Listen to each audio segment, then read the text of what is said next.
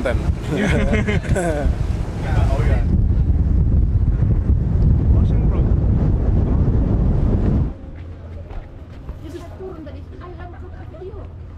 Aku video dong, aku videokan semuanya.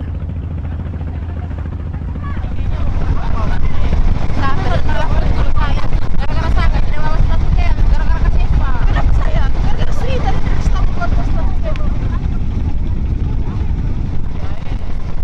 Kapan dari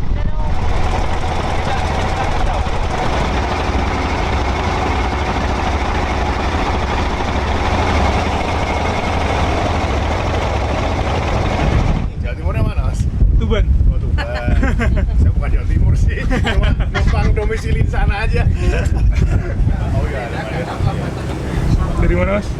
ya. Dari Dari Labuan Bajo, dari kita. Tuan rumah kita nih, Warlock ya? Warlock. So the first, I say like welcome to Labuan Bajo, welcome to our boat. This boat, the name of this boat, Akasa Cruise. Yeah, so this boat, I will explain for the facility boat first. So in this boat we have 5 cabin. The first cabin we have like in the upper deck, behind the captain room, and then 2 deluxe cabin in the middle deck, and then 2 superior cabin in the lower decks. Yusuf, Bang Yusuf, Yep. kamarnya di sebelah kanan sini ya, di superior lower deck.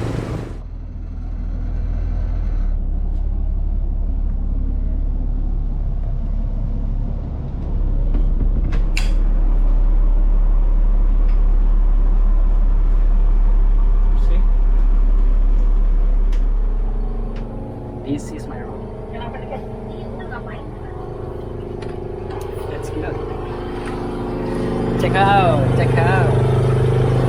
This is our room. Oke, everybody, good morning. Kayaknya belum seru ini. Selamat pagi. Selamat pagi, kakak. Oke, baik. Selamat datang di Labuan Bajo. Kita akan melakukan perjalanan di Taman Nasional Komodo selama 3 hari 2 malam. Jadi hari pertama ini kita akan mengunjungi 3 destinasi. Yang pertama itu Kelor, kedua Lobuaya, ketiga Pepegarang. Kesini kau.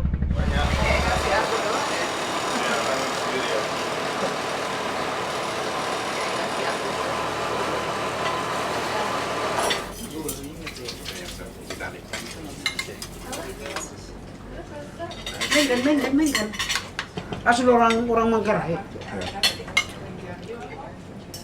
Ada family. Kita makan ini aja. Terus makan nasi. Bagaimana perjalanan kali ini? Excited? Jadet tangan. Are you happy? Happy dong. Kita Sri happy. Luar biasa everybody. Saya Benaya Harubu, asal Pulau Sumba, Nusa Tenggara Timur. Meski sama-sama di NTT, ini perjalanan pertama saya melihat komodo. Dan saya rasa banyak orang NTT yang belum melihat komodo di kampung halamannya sendiri. Padahal, orang Sumba dan komodo juga punya hubungan sejarah. Saya sedang memulai karir sebagai jurnalis televisi atau videografer. Saya fotografer. Nama saya Yusuf Priambodo dari Tuban, Jawa Timur. Ini juga perjalanan pertama saya melihat komodo. Monggo. I think the lowest degree in Britain is maybe 15 degrees. But Yang ini kawan saya, namanya Venan. Warga lokal, orang Flores, tinggal di Labuan Bajo. Saya meminta ditemani dalam perjalanan ini. Venan seorang musisi, sering menyanyi di kafe-kafe, resto, dan hotel sekitar Labuan Bajo. I hope someday you'll join us, and the world will leave us one. Thank you.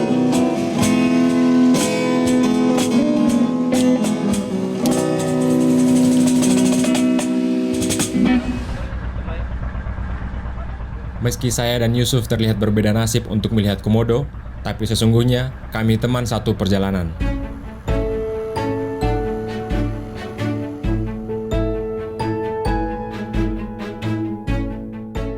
Bersama dua kawan lain, kami melakukan perjalanan keliling Indonesia yang disebut Ekspedisi Indonesia Baru. Ini perjalanan 1 tahun penuh bersepeda motor bebek. Misi kami ingin merekam dan mencari tahu apakah orang Indonesia bahagia sebagai warga negara, atau orang-orang sebenarnya punya mimpi yang lain tentang Indonesia. Tapi saat kami baru bermimpi tentang Indonesia yang baru, pemerintah sudah punya program mencetak 10 Bali baru, salah satunya Labuan Bajo dan Pulau Komodo di Nusa Tenggara Timur.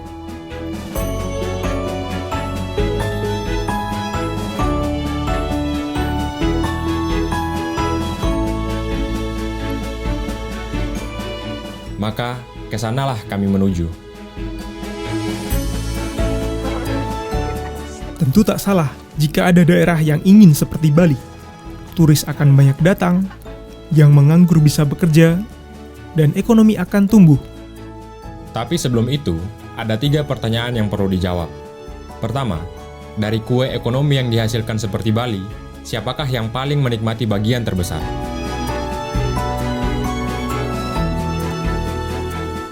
Pertanyaan kedua, pengorbanan apa saja yang dibutuhkan agar bisa menjadi seperti Bali?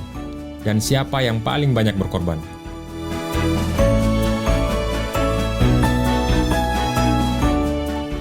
Lalu pertanyaan ketiga, pertanyaan yang paling penting. Apa benar Bali perlu ditiru? 3 pertanyaan yang tak mudah dan terlalu pesimistis. Tapi kami mulai mencari jawabannya dari Bali itu sendiri.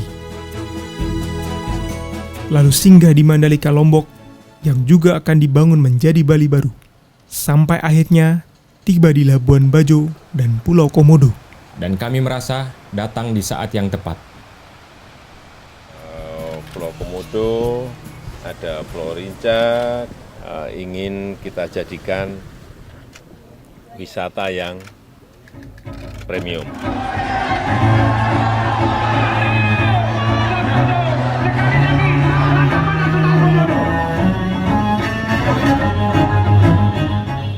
Udah, kalau nggak mampu bayar, nggak usah ke sana.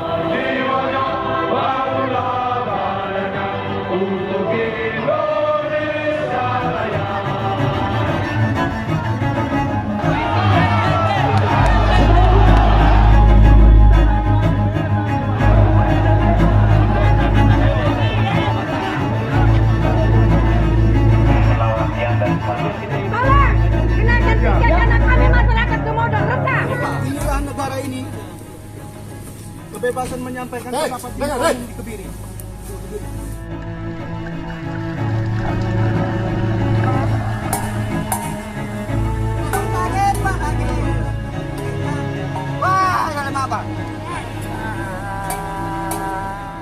Apapun yang nanti terjadi, bagi kami, ini perjalanan yang akan sangat berkesan. Terlalu berkesan untuk diceritakan hanya lewat satu film.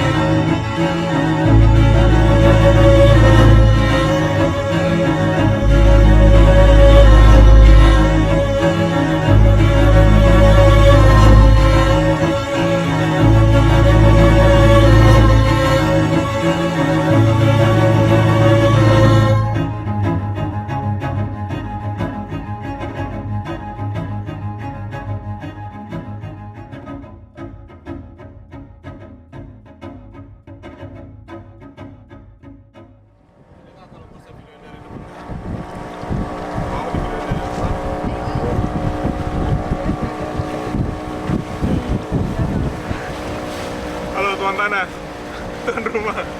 Ya? Halo tuan rumah. Barloka.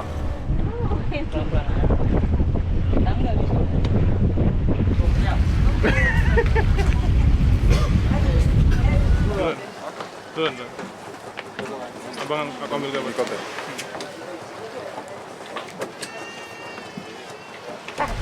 Jalur trekking oleh mereka ini. Oh, belum parsial. Itu tuh. Oh ya? Atau itu? Jadi selama 3 hari nanti, jadi saya dan kebetulan kita siapkan fotografer juga, Mantover. Dia orang yang paling jelek di Labuan Bajo. Ya, murah senyum dan lain-lain. Jadi ada kapten juga yang paling ganteng di belakang. Mana kapten? Dia dari Komodo, sepupuan sedikit lah dengan Komodo. Namanya apa Pak? Kavinda. Kavinda. Mirip nama kapal juga. Kavinda. Ya. Jadi di sini ada 2 kru. 2. Satu kapten 2 kru. Ya. Bapak siapa sudah? Iskandi. Oh, Bapak Iskandi. Bapak Iskandi ini orang paling ganteng di Komodo. Ya, paling favorit di depan cewek-cewek lah. Sama Bapak Ijo Mustaji. Bapak Mustaji. Setengahnya Komodo itu milik Bapak Mustaji. Ya.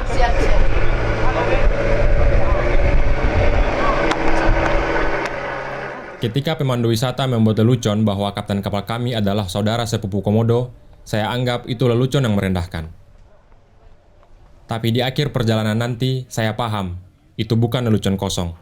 Sekarang kami mau bersenang-senang dulu di Pulau Kelor.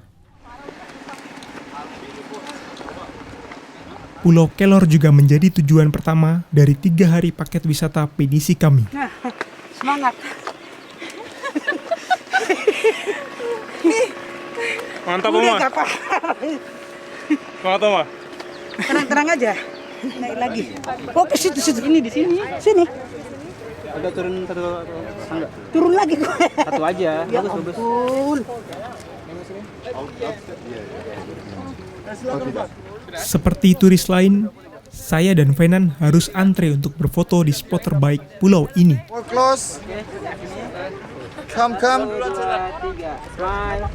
1, 2, 3. Pakai topinya Nantulang. Lihat sini Biar nggak Nantulang. kelihatan itu yang putih-putih itu. Apa itulah? Oke, mantap. Oke, Oke, next. you can go. Akasa. 1, 2. Biaya paket wisata ini memang termasuk dokumentasi foto dan video. Dan tanpa sensor. Maybe some kiss. Oke. One by one. One by one. Fight apa gimana? One by one. Bang, bukan Tekken ini bang. Bahaya kalau Tekken di sini. Oke. Seperti kami yang sendiri ini. Ada teman sama Ucok. Ini Nantulang. Ibu Deni. Lihat ke sebelah sana sekali kak. Yang dia apa nih? Hei, bahaya. Terngiang-ngiang di dalam. Lihat ke sebelah sana sekali kak. Ya, memang gantengnya Flores. Manis. Sekali ke atas. Oke.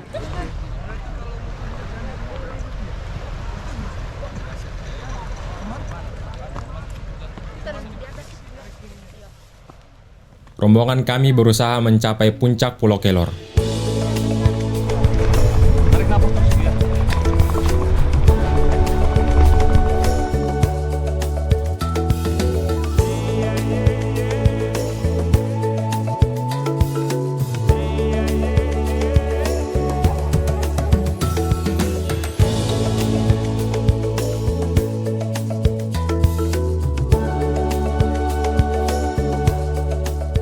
Seperti rombongan Pinisi, harga paket wisata kami juga termasuk dokumentasi foto dan video.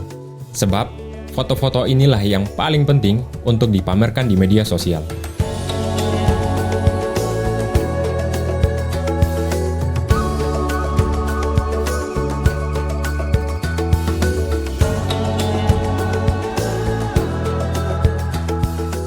Tapi menurut para pemandu, dari spot ini ada pemandangan yang telah berubah, yaitu makin hilangnya kapal-kapal wisata milik masyarakat lokal digantikan kapal-kapal Pinisi.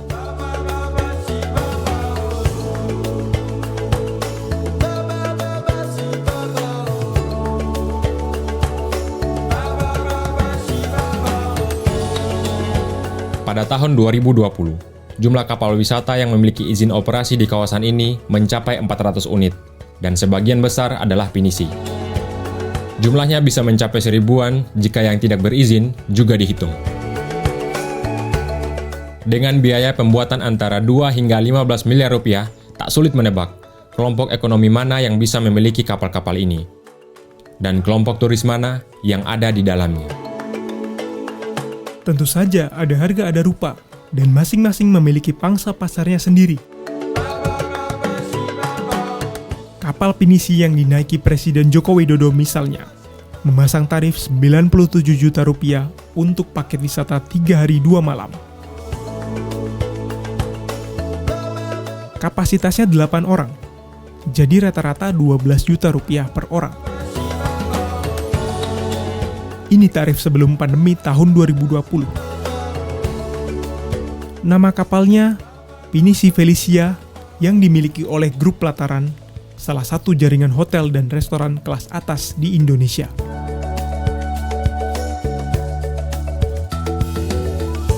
Tahun 2022, Presiden Jokowi kembali dengan kapal yang lebih besar dan mewah, namanya Malayeka.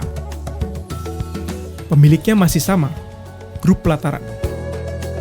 Pelataran menyatakan mewarisi kapal ini dari pengusaha Sulawesi Selatan bernama Yusuf Kala.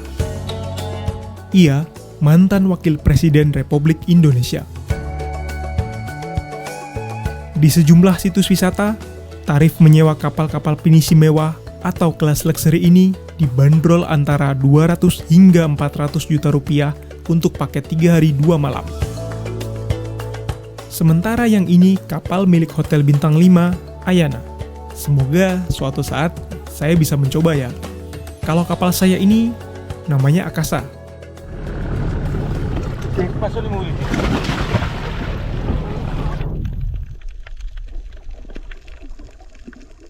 Sebagai warga lokal, Fenan tentu merasakan perubahan yang semakin semarak. Ya, kita sekarang di spot snorkeling Menjerite.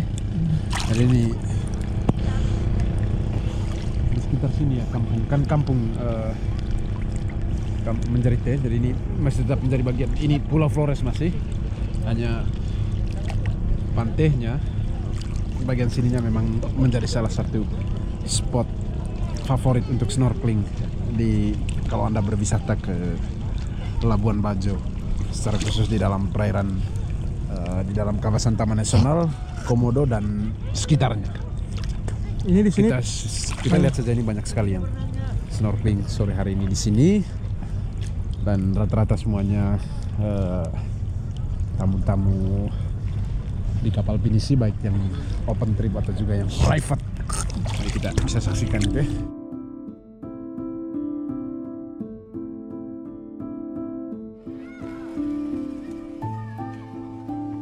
Muhammad Ali alias Elo adalah pemilik kapal wisata rakyat yang disebut Open Deck, seperti yang saya tumpangi. Sebelumnya, sebagian besar perjalanan turis dilayani kapal Open Deck, tapi kini berbalik. Ini salah satu kapal Open Deck ya. Sekarang sudah rusak karena sudah 1 tahun ya tidak jalan ya, sampai rusak begini.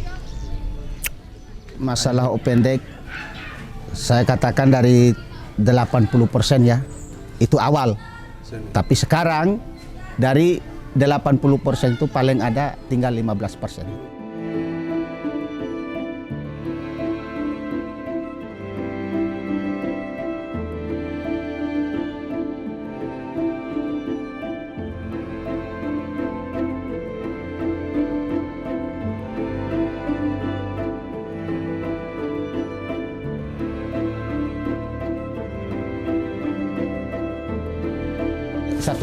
Satu hari pol ini pada 1 biji, 2 biji yang ada keluar, yang ada dapat tambah.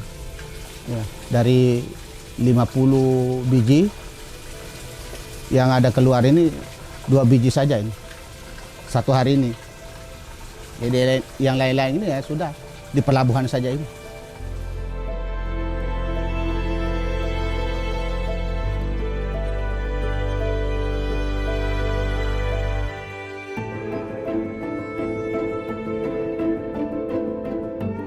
Tujuh tahun sebelumnya, saat perjalanan ekspedisi Indonesia Biru, kapal wisata tradisional milik masyarakat yang disebut Open Deck mendominasi kawasan ini.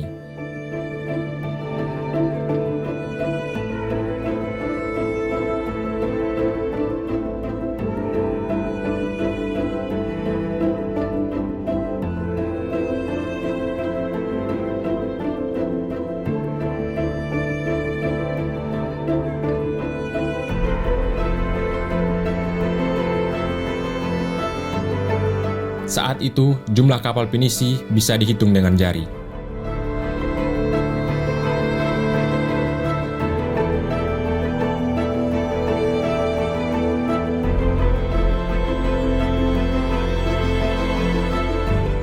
Ini rekaman Labuan Bajo tahun 2015.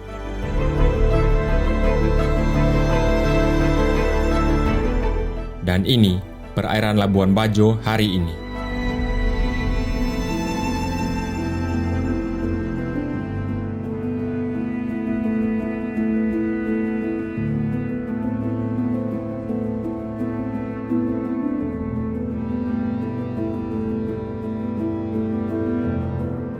Pelan-pelan, kapal open deck tersingkir dari Labuan Bajo dan perairan Pulau Komodo.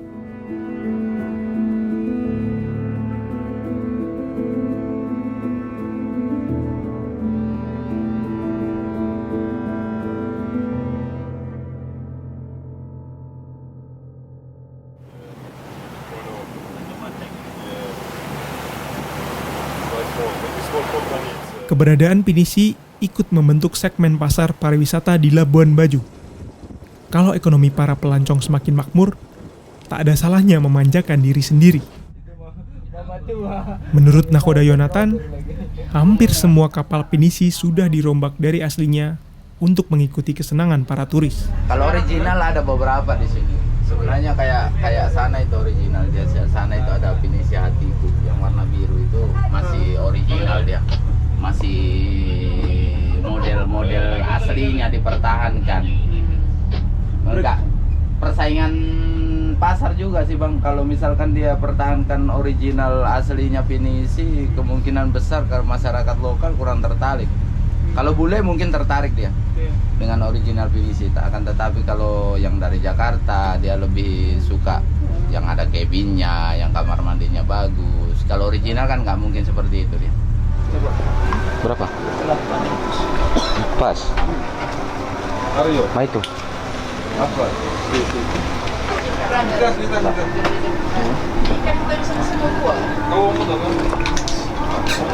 Sampul lagi.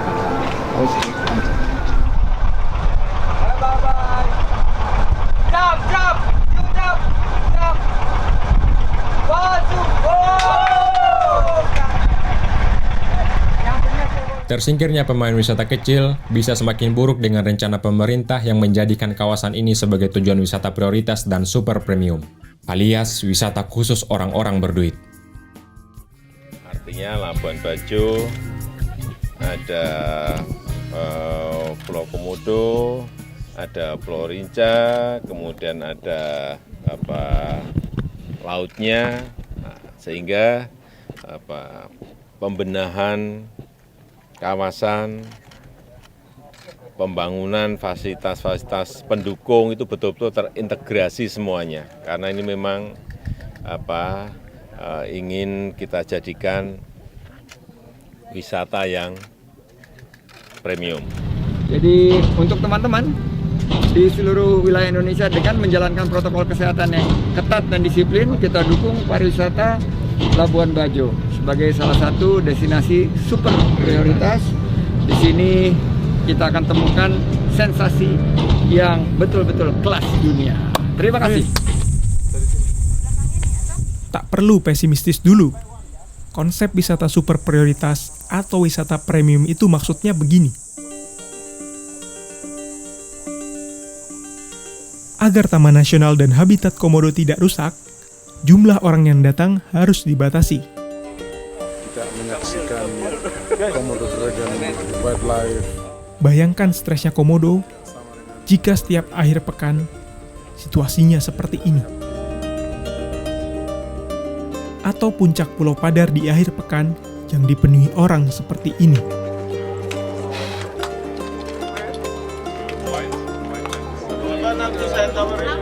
Semua orang mengantre di spot yang sama. Antri di belakang, Bang.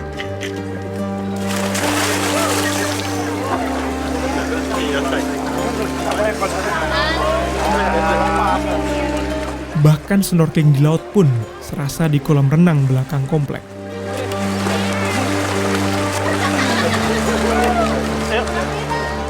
Bagaimana bisa menikmati jika seperti ini? Agar tidak terus terjadi, maka jumlah turis harus sesuai dengan kapasitas atau daya tampung kawasan ini. Ini bukan hanya soal kenyamanan, juga soal beban terhadap lingkungan di lokasi wisata, seperti sampah atau polusi lain. Beda pilihan. Ya, Beda. nggak dapat lagi ini adventure lain-lain ya. Manusia banyak. Lihat tuh, lihat. Yang antri. Foto kepada. Iya bro. Mau foto juga bang di situ. Oh iya. Oh iya. Boleh. Tunggu di situ aja. Ibadah haji saja ada kuota dan dibatasi. Apalagi hanya jalan-jalan. Banyak tempat menerapkan pembatasan. Mendaki gunung pun dibatasi jumlahnya. Yang jadi masalah, bagaimana cara membatasi orang? Jika ada 1 juta orang seperti Venan dan Yusuf, atau saya yang ingin melihat Komodo, sementara kapasitas idealnya hanya 200.000 orang, bagaimana cara menolak 800.000 orang sisanya? Disinilah pemerintah Indonesia punya strategi pariwisata premium, yaitu dengan menerapkan harga tiket yang mahal. Kita ingin nanti misalnya kayak Pulau Komodo betul-betul lebih ditujukan untuk konservasi, sehingga turis di situ betul-betul kita batasi, ada kuota, bayarnya mahal. Udah, kalau nggak mampu bayar, nggak usah ke sana.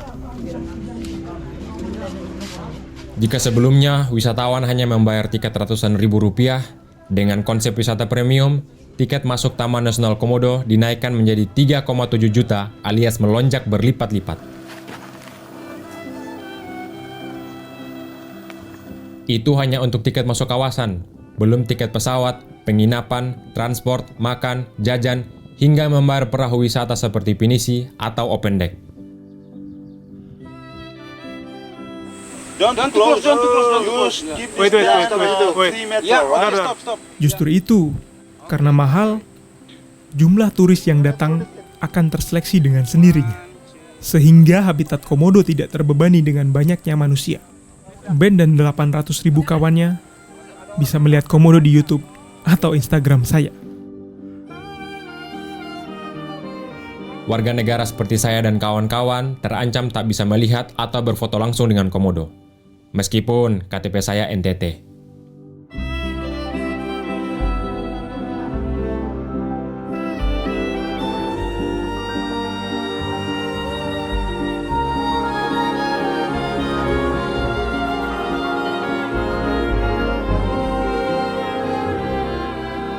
Sisa semalam dari rumah warga penginapan pertama. Saking enaknya dibungkus.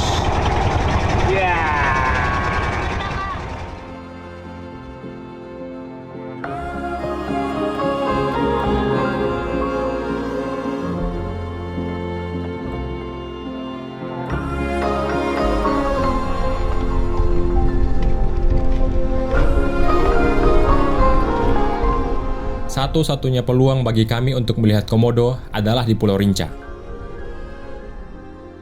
Oleh para perancang proyek, tempat ini disebut-sebut sebagai Jurassic Park, meniru konsep wisata fauna dalam film Hollywood karya Steven Spielberg. Jadi kita ingin konservasi, tapi kita juga ingin ekonomi lewat turisme, lewat wisatawan. Komodo di Pulau Rinca dan di Pulau Komodo itu komodonya juga sama. Wajahnya juga sama. Jadi kalau mau lihat Komodo silahkan ke Pulau Rinca. Di sini ada Komodo. Mengenai bayarnya berapa tetap. Tapi kalau mau apa, saya pengen sekali Pak lihat yang di Pulau Komodo ya silahkan, nggak apa-apa juga. Tapi ada tarifnya yang berbeda.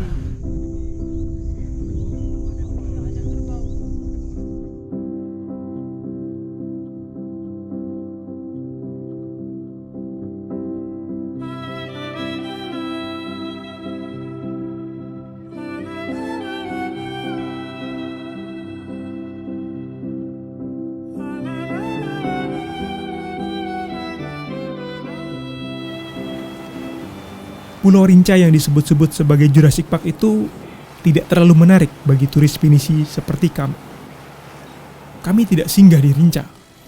Kami tak mau jauh-jauh ke Taman Nasional Komodo dan membayar mahal hanya untuk melihat binatang purba itu dari jauh. Seperti rombongan band ini, jika sama-sama melihat dari jauh, lebih baik komodonya yang dibawa ke kebun binatang Ragunan atau taman safari di Jawa sana.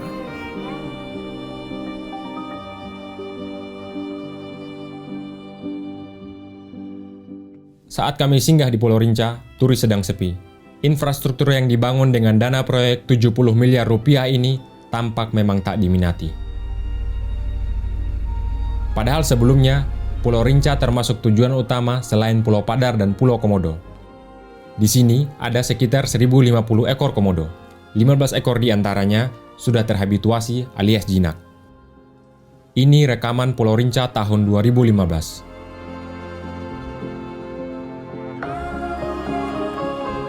Uniknya, setelah Rinca dibangun ala Jurassic Park, 1000 ekor komodo di pulau ini justru jarang terlihat. Sepi. Ya, monyet-monyet di sini dulu. Sapi apa? Kerbau biasa sini. Kerbau. Lalu komodo yang kecil-kecil itu kan. Dulu pintu masuknya di sini. Biasanya dulu di semak-semak di sini dulu kan. Semak-semak sini. Komodo biasanya bisa terbantu teriak-teriak di sini tuh. Ada yang lari-lari gitu. Karena tiba-tiba yang komodo anaknya itu kan muncul aja dari semak-semak gitu, dari bakau. Terus sih banyak rumput juga di monyet dulu banyak sekali di sini. Padahal pemerintah berteori dengan infrastruktur yang membatasi interaksi manusia dan komodo, reptil raksasa itu akan lebih nyaman dan tidak terganggu. Tapi ternyata semenjak ini dibangun elevated deck ini ataupun semacam Jurassic Park yang ada di sini itu sangat drastis sekali. Kalau dulu kan agak lebih gampang untuk bertemu dalam jumlah banyak ya. Kadang sekali jalan itu, nah kita bisa bertemu sama 6 ekor komodo, 7 ekor dan bahkan sampai 10 ekor.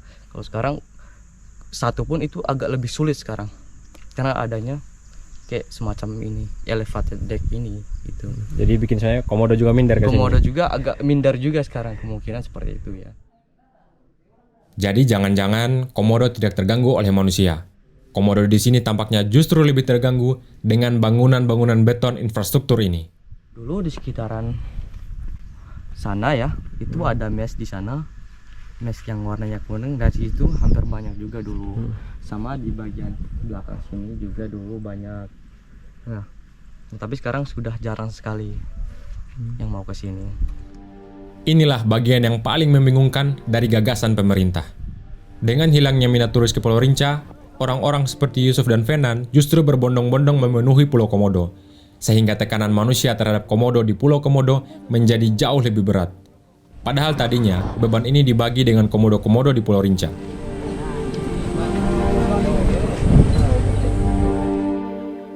Apa ini? Apa? Komodonya tidak ada, hanya 2 ekor. Wisatawannya 5 ekor. Kerbaunya 5 ekor. Rangernya 100 ekor. Yang adanya, yang katanya 1.500 ekor komodo. 2 ekor saja. 2 ekor. Bersamaan dengan kebijakan kenaikan tarif, pemerintah menggelontorkan konsesi bisnis bagi sejumlah perusahaan di dalam habitat komodo. Di Pulau Rinca, sejak tahun 2015, PT Segara Komodo Lestari diberi konsesi bisnis wisata seluas 22 hektar selama 55 tahun. Salah satu pengurus dan pemegang saham perusahaan ini adalah David Makes. David sendiri bekerja di bawah Kementerian Pariwisata dan Ekonomi Kreatif sebagai Ketua Tim Percepatan Ekowisata Nasional. Kakaknya, Joshua Makes, adalah pemilik grup Plataran yang memiliki jaringan hotel dan restoran premium termasuk di Labuan Bajo. Pada tahun 2021, saham PT Segara Komodo Lestari dibeli oleh grup Plataran. Plataran juga memiliki kapal-kapal pinisi kelas luxury yang ditumpangi Presiden Jokowi. Pada kunjungan 2020, Jokowi berlayar bersama pemilik Plataran, Joshua Makes. Saat pemilihan presiden periode kedua tahun 2019, Jokowi mendeklarasikan pencalonannya di restoran Pelataran Menteng, Jakarta.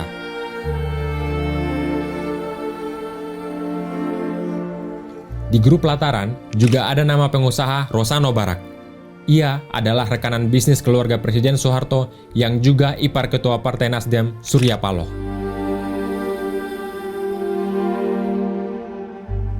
Rapat pemerintah untuk percepatan pengembangan destinasi wisata Candi Borobudur yang dipimpin Presiden juga dilakukan di Hotel Pelataran Borobudur. Karena itu pengembangan 4 destinasi wisata yang sudah beberapa kali saya sampaikan, Danau Toba, Mandalika di NTB, Labuan Bajo di NTT, dan Borobudur harus terus dipercepat. Rapat serupa juga dilakukan di Hotel Pelataran Labuan Bajo saat kunjungan Presiden tahun 2021. Padahal, baik di Labuan Bajo maupun Borobudur, pemerintah punya hotel berbintang yang dikelola BUMN. Seperti Taman Nasional Komodo, tiket di Borobudur juga akan dinaikkan dari Rp50.000 menjadi Rp750.000. Tapi belakangan rencana ini batal karena protes dari banyak pihak.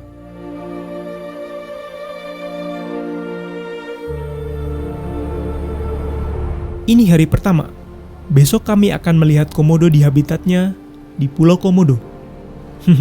Mumpung tiketnya masih harga lama, kapal ini memang tidak memasukkan Pulau Rinca dalam paket wisata yang mereka jual kepada kami. Dan menurut saya, itu keputusan yang tepat. Bagi kami yang membayar 1,5 juta untuk paket open deck, jelas tidak masuk akal jika harga tiket ke Pulau Komodo dinaikkan menjadi 3,7 juta rupiah dengan alasan untuk membatasi turis. Harga itu bahkan 3 kali lipat dari harga paket wisatanya sendiri. Ini lebih mahal tiketnya daripada biaya sewa perahu open deck-nya. Full day. Jadi menurut Bapak kemungkinan justru akan berkurang ya. Jumlah wisatawan di sini. Ya, menurut saya begitu. Kalau tiketnya melambung tinggi. Ini kecuali orang yang sangat kaya. Iya. Bayar pinisi. Yang bayar pinisi pokoknya orang yang sangat kaya lah yang bisa ke sini. Kalau yang sedang-sedang menurut saya tidak mungkin karena tiketnya lebih mahal. Enggak, kalau enggak mampu bayar nggak usah ke sana. Pariwisata premium ini sebenarnya tidak hanya merugikan turis seperti saya. Rencana ini juga merugikan seluruh masyarakat dan pelaku wisata yang sudah bergenerasi hidup di sini. Karena mahal, hanya turis-turis seperti Yusuf dan Fenan yang bisa datang. Karena punya uang, kecil kemungkinan mereka tidur di penginapan warga, homestay, atau naik ojek dan makan di warung biasa. Karena punya uang, mereka akan naik kapal pinisi seperti Pak Jokowi dan pejabat negara lainnya. Meski saya tidak tahu, apakah mereka bayar sendiri, dibayari negara, atau ditraktir perusahaan yang punya kapal. Maka setelah seleksi terhadap turis, kini giliran seleksi terhadap pelaku wisatanya. Banyak bang, tamu lokal kayak dia gitu di sini. Ada? Tapi jarang. Oh ada tapi jarang? Tapi jarang. Soalnya orang timur, orang sini kalau mau ke Komodo jarang juga. Jarang sekali itu. Kecuali orang dari luar, kayak Jakarta begitu. Berarti mungkin dalam beberapa bulan ini baru saya tamu pertama orang Manggarai. Iya. Betul juga. Beneran? Iya. Orang Manggarai sini bang. Kalau untuk trip 3 hari 2 malam ke Komodo itu jarang. Malah nggak ada lagi dalam 1 bulan. Iya. Jadi welcome. Besar juga apalagi. Dengan turis-turis premium, industri wisata yang ada di sini juga kelas premium. Karena industrinya premium, maka modal yang dibutuhkan juga premium. Bukan Pertalite, apalagi Pertamax. Karena jumlah turis seperti saya terus menyusut, homestay atau perahu wisata kelas open deck tak akan bertahan. Dampaknya ya kayak kami ini. Apa kekurangan tamu. Tamunya lebih sedikit. Tamunya lebih sedikit. Jadi kapal open deck ini jarang beroperasi gitu. Karena kenaikan tiket. Maksudnya tiketnya ya yang melambung tinggi lah. Sebaliknya, jumlah hotel berbintang dan kapal pinisilah yang akan terus bertambah. Dan pemilik kapal pinisi bukan bekas pemilik open deck seperti Elo yang naik kelas karena usahanya berkembang. Tapi pinisi-pinisi ini dimiliki orang lain. Ya, memang setahu saya kalau masalah kepemilikan kebanyakan juga yang dari luar. Kebanyakan dari luar daerah ya, dari luar daerah, bule-bule juga yang punya kapal, bule juga punya penginapan, punya hotel. Nah, setiap ada tamu yang datang, itu kan langsung ke hotelnya mereka. Dari hotel mereka arahkan bahwa mereka ada speed, misalnya ada kapal pinisi yang begini di dalamnya. Sehingga tamu-tamu ini kan tertarik karena elit. Sementara open deck ini kan dia tidak punya apa-apa.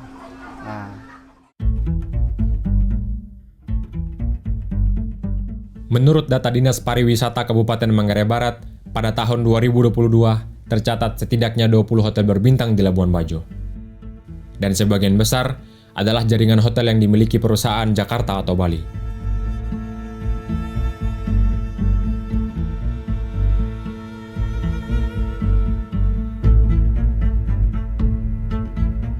Di Jayakarta Suite Komodo adalah jaringan hotel di bawah PT Pujiadi & Sons. Mereka memiliki hotel di Jakarta, Jogja, Lombok, Anyer, Bandung, hingga Bali. Hotel Pelataran Komodo adalah bagian dari grup Pelataran Indonesia yang berjaringan dengan 9 hotel di lokasi-lokasi wisata strategis seperti Borobudur, Bromo, hingga Bali. Mereka juga memiliki 20 restoran dan kapal pinisi kelas luxury.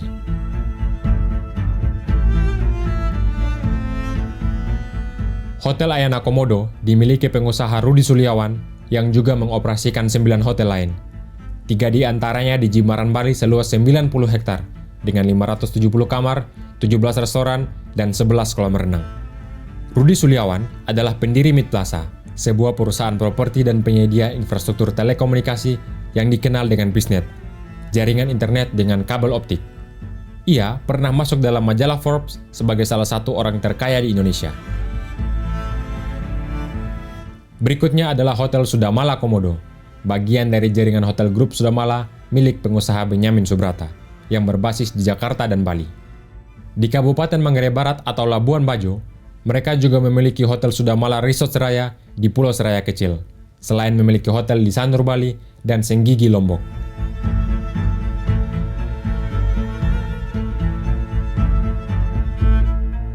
Contoh lain adalah Hotel Luan Sabis Resort. Ia adalah bagian dari 7 jaringan hotel milik grup Santini seperti di Jakarta, Manado, Palangkaraya, dan Bali.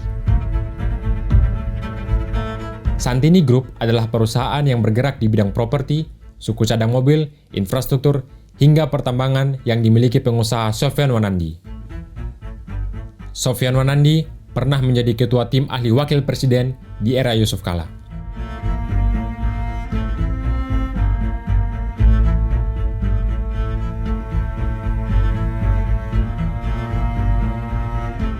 Selain milik pengusaha Jakarta dan Bali, di Labuan Bajo juga tengah dibangun hotel milik raksasa Marriott International. Marriott adalah perusahaan Amerika yang kini memegang 30 merek hotel mewah seperti Ritz-Carlton, St. Regis, Le Méridien, Westin, atau Sheraton. Di seluruh dunia, mereka mengendalikan 8.000 hotel di 139 negara. Hotel di Labuan Bajo yang sedang dibangun ini akan masuk dalam jaringan hotel bermerek The Luxury Collection. Ini adalah hotel Luxury Collection ketiga mereka di Indonesia dan ke-119 di seluruh dunia. Tarif kamar dan vilanya antara 4 juta hingga 28 juta rupiah per malam. Hotel ini dibangun di atas tanah seluas 15.000 meter persegi milik Gereja Katolik. Marriott memang menggandeng Konferensi Wali Gereja Indonesia atau KWI sebagai partner lokal dalam proyek ini.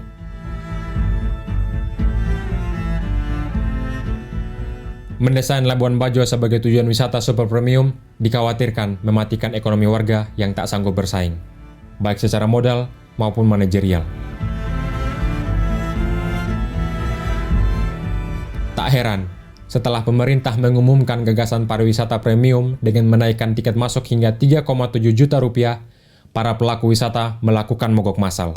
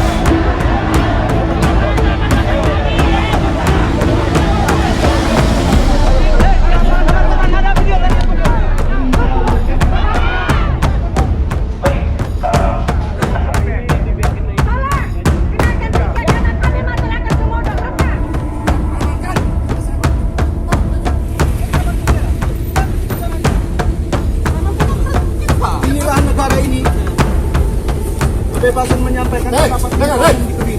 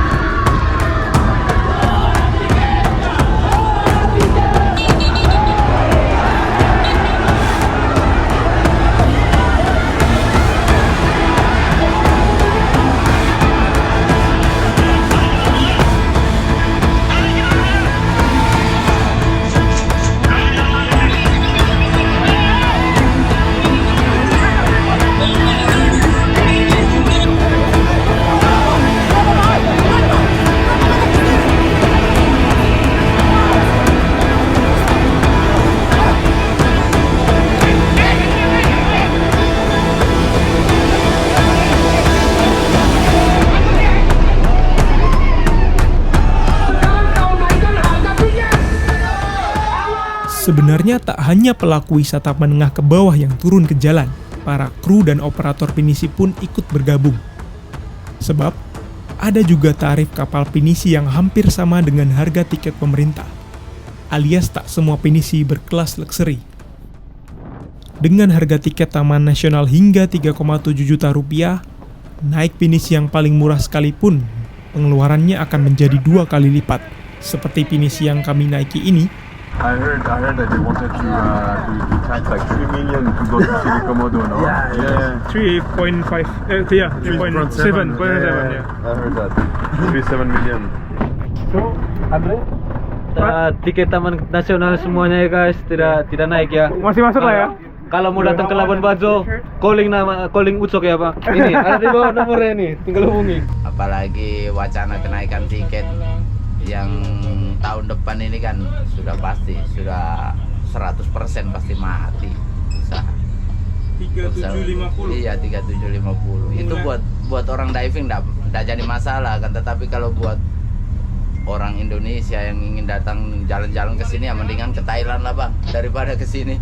Karena lebih mahalan ke sini daripada ke Thailand. Belum sewa kapalnya lagi, belum harga tiketnya lagi, dipaksa untuk beli paket yang 3750 harus 4 orang itu kan supaya cukup $1.000. Saya rasa nggak akan cocok. Saya jamin kalau misalkan dia naik 2 bulan 3 bulan pasti ada nanti timbul masalah atau timbul apa dengan warga lokal atau dengan pengusaha-pengusaha yang kecil. Iya juga ya. Saya pun kalau kesini nggak naik motor tapi naik pesawat mungkin terasa berat juga.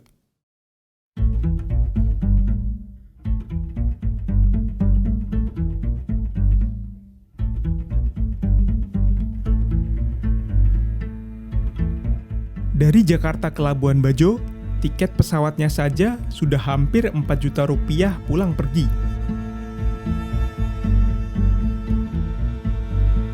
Lalu jika ambil paket pinisi kelas medium dan kabin termurah, untuk perjalanan 3 hari 2 malam, biayanya 3,8 juta. Sementara tiket-tiket masuk ke kawasan Taman Nasional dan Jasa Ranger kira-kira Rp500.000. Totalnya menjadi 8,2 juta rupiah per orang. Sekarang kita bandingkan dengan wisata ke Thailand.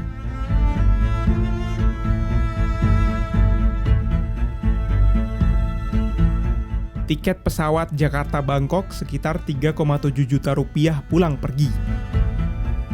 Jika ambil paket wisata 3 hari 2 malam untuk tur Bangkok dan Pattaya, biayanya 3,4 juta rupiah per orang. Sudah termasuk hotel, transport lokal, dan makan. Jadi pengeluaran utamanya hanya sekitar 7,1 juta rupiah per orang. Jadi bahkan sebelum kenaikan tiket pun, berwisata ke Labuan Bajo dan Pulau Komodo lebih mahal daripada ke Thailand dan melihat pantai Pattaya yang terkenal itu. Apalagi jika tiket dinaikkan menjadi 3,7 juta rupiah dengan alasan pelestarian komodo dan wisata premium.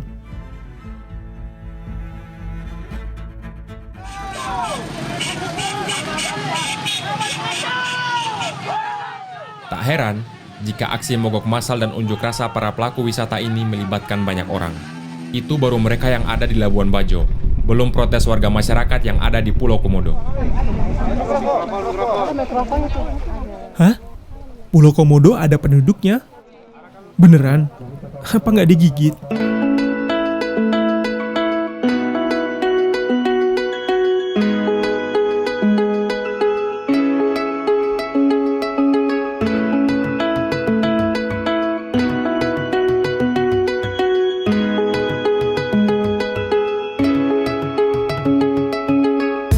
Tunjukkan di benak kami bahwa kebenaranmu yang paling mutlak.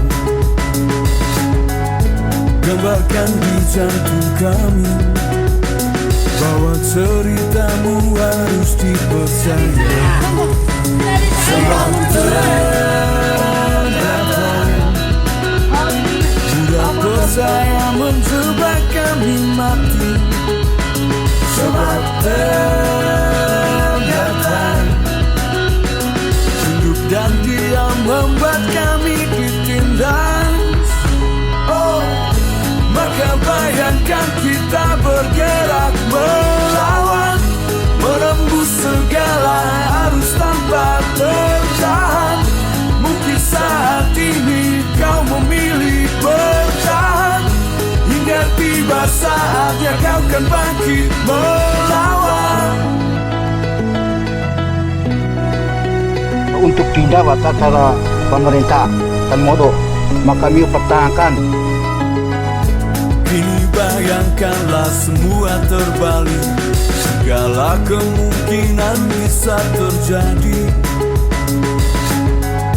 Hanya dengan membebaskan pikiran, segala yang menunggu dilepaskan. Sebab mudah percaya menjebak kami mati. Sebab terdapat hidup dan diam membuat kami ditindas.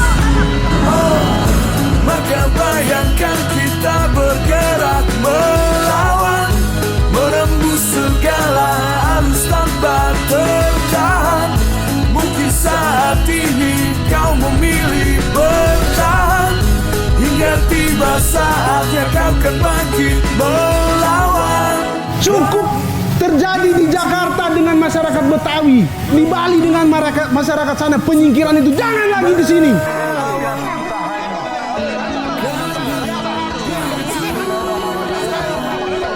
Siap kematian menunggu tahu ini.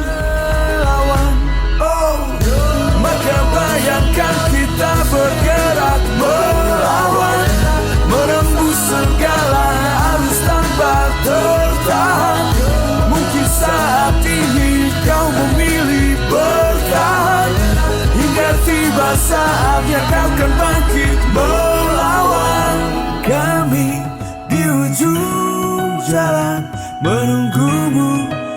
untuk bangkit melawan. Kami di ujung jalan menunggumu untuk bangkit melawan.